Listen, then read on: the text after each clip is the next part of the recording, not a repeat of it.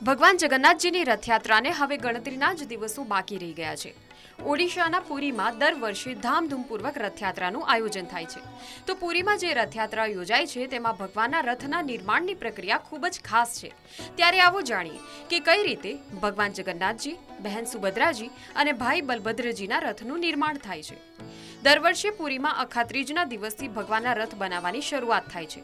એક પૌરાણિક માન્યતા મુજબ દ્વાપર યુગમાં ભગવાન શ્રી કૃષ્ણએ બહેન સુભદ્રાજી અને ભાઈ બલભદ્ર સાથે અક્ષય તૃતીયાના દિવસે રથમાં બેસીને શહેરનું ભ્રમણ કર્યું હતું। આથી દર વર્ષે પુરીમાં રથનું નિર્માણ કાર્ય અખાત્રીજના દિવસથી શરૂ કરવાની પરંપરા છે। ભગવાન જગન્નાથજીના રથનું નામ નંદીઘોષ છે। તેને ગરુડધ્વજ અને કપિલધ્વજ પણ કહેવાય છે। આ રથના નિર્માણમાં 832 જેટલા લાકડાના ટુકડાનો ઉપયોગ થાય છે। આ રથની ઊંચાઈ 45 ફૂટ અને લંબાઈ 34 ફૂટ છે।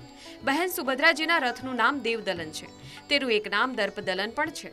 આ રથ બનાવવા માટે 593 લાકડાના ટુકડાઓનો ઉપયોગ થાય છે।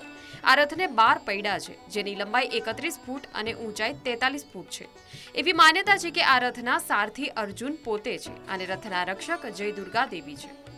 ભગવાન જગન્નાથજીના ભાઈ બલભદ્રજી જે રથ પર સવારી કરે છે તેને તાલધ્વજ રથ કહેવાય છે। ત્રણેય રથમાં બલભદ્રજીનો રથ સૌથી મોટો અને મજબૂત છે। તેના નિર્માણમાં 763 લાકડાના ટુકડાઓનો ઉપયોગ કરવામાં આવે છે। ત્રણેય રથોના નિર્માણ માટેના લાકડા દાસપલ્લાના જંગલોમાંથી લાવવામાં આવે છે। લીમડા અને નાળિયેરીના ઝાડના લાકડાનો રથના નિર્માણ કાર્યમાં ઉપયોગ થાય છે। જો કે લાકડા કાપતા પહેલા વનદેવીની પૂજા કરવામાં આવે છે।